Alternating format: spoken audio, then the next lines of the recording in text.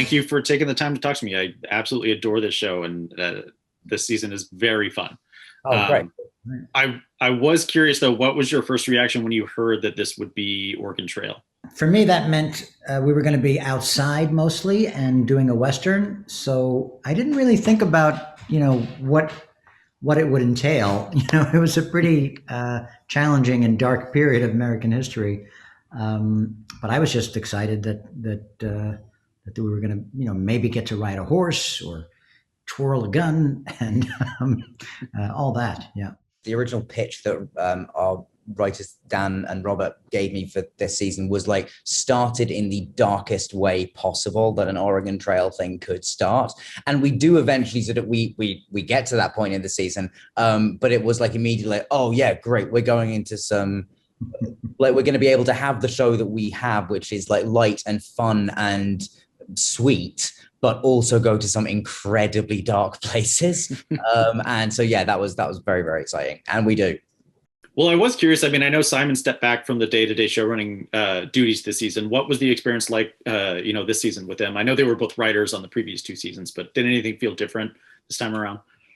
I mean, not especially. I mean, Dan and Robert are so they're so brilliant, and they and Dan particularly was somebody I had not met Robert when he'd worked on the second season, but I know that he did. Dan is somebody that we've all worked like fairly closely with for like 3 seasons now, so know really well, and it felt like even though Simon obviously wasn't there, we didn't lose any of the sort of the shorthand that you have with the writers, because Dan has also been here for the whole time and knows us all really well.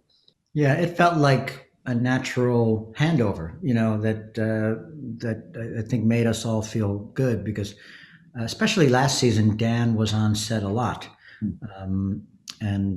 So it just seemed natural that he would be the one to continue in that role. Do you guys have much input in kind of the creation and development of your characters each season, and into kind of the journeys that you'll be taking, each time out? First season, it was, for me, it was just presented, this is the character, and I, embraced it. A little bit more in the second season, but in the third season, the writers, Dan and Robert really wanted to know, what we wanted, or if there's anything that we wanted to try, and I sort of just, I was happy to let them imagine whatever they could imagine. But the thing that I requested was just to have more scenes with Dan, because that's the one thing that I wish that I had done more of in seasons 1 and 2. And they totally embraced that. And, we're like side by side through a lot of the show, which I love. Yeah. And I had the same request, because if the first 2 seasons we have I think we have maybe only one scene in the first season where it's just the 2 of us, and then in the second season we have that one episode where we're together quite a lot. But that's basically it. So yeah, this season, like getting to work with Steve more, just the 2 of us, was fantastic. And yeah, I think like Steve, I really trust these writers. Like I trust they're not gonna. There's moments and conversations throughout the series where you calibrate the character slightly, and you think like, oh, I think is he getting too angry in this scene for him to then get to where he needs to be later? You have those kind of conversations. But in terms of the general arc of the character and the person he is, that was all, all the writers, and I was just very happy to jump into it. I've only been able to see one episode, but there's a really lovely father-son dynamic between the 2 of you.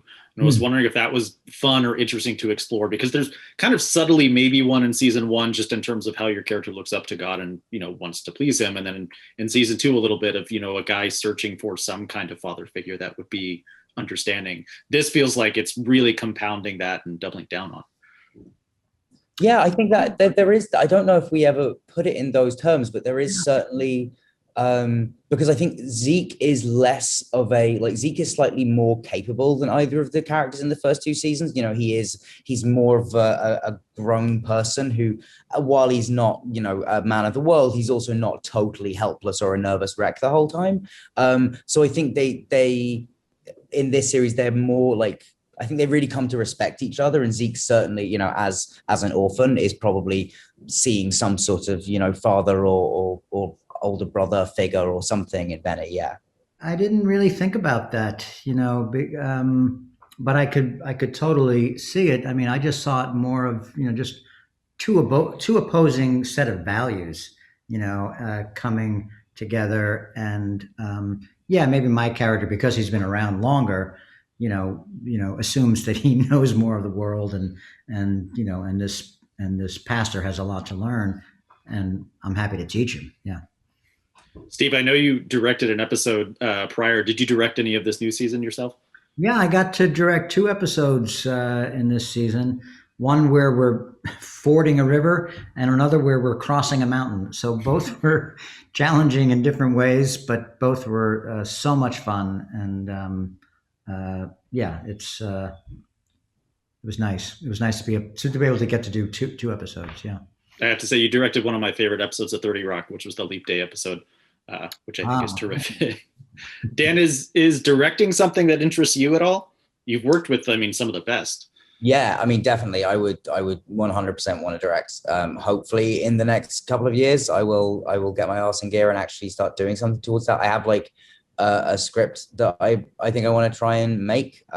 So yeah, got to sort of stop talking about that and actually do it. But it's yeah, I think it's on the point where it could be a real thing soon, hopefully. But yeah, it's. I feel like it's, I think it looks like, I don't think I could do what Steve does, which is also act in scenes at the same time. Like that looks very, very, like, I feel like part of the joy of directing for me would be like, oh, I don't have to worry about the acting. I don't want to do that. But like, maybe one day if I had more, like certainly the first time I direct would not want to also be in it. But yeah, it's definitely something I want to do, having watched so many people do it and be really great at it. I hope hopefully some of that can be passed on. Well, my final question for you, this year we're coming up on the 10th anniversary of Harry Potter and the Deathly Hallows Part 2. And I was just curious, when you look back on the experience of making and the release of that film, what do you kind of remember about that? I mean, I remember like a lot. Obviously, there was the release of that film was insane because I was doing a musical on Broadway at the time, and so they flew me back.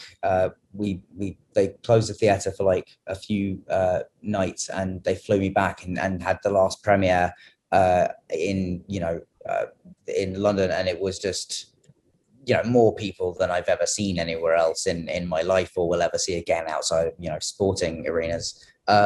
So yeah, it was crazy and cool, and I think the last film as well was very was filled with a kind of, oh, it's ending sort of feeling, but even that didn't become real until it actually ended. So yeah, it was a strange and lovely, and yeah, I've tons of incredibly fond memories of that last film. It's a remarkable film and a remarkable franchise. Thank you both so much. I'm such a huge fan of this show. I really hope you guys just continue doing this for a while, because I just love seeing you both together. I think you're so fantastic in it. Awesome. Thank you so much. I'm glad you love it. Thank you.